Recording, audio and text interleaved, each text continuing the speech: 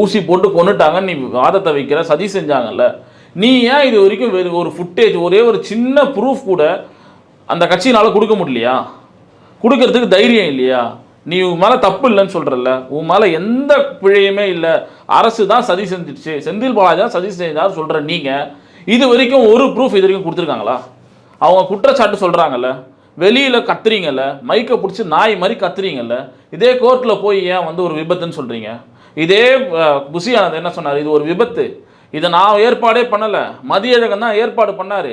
இதே ஆதவரிச்சு நான் வெளியில் சுப்ரீம் கோர்ட் வாசலில் இது சதி, நான் நீதி வெல்லும் அது வெல்லும்னு பேசுகிற நீங்கள், பிச்சை எடுக்கிற நீங்கள், இதே உள்ளே போய் என்ன சொல்லணும்? சதி செஞ்சுட்டாங்க திமுக ஆட்கள் விஷ ஊசி போட்டாங்க, கும்பலாக என்னை கழுத்தை நெரிச்சிட்டானுங்க, வெளியில் சோசியல் மீடியாவில் பேசுகிறீங்க, அறிவுகட்டத்தனமாக பேசுகிறீங்கல்ல, கோர்ட்டில் போய் ஏன்டா பைத்தியக்கார மாதிரி மண்டிடுறீங்க?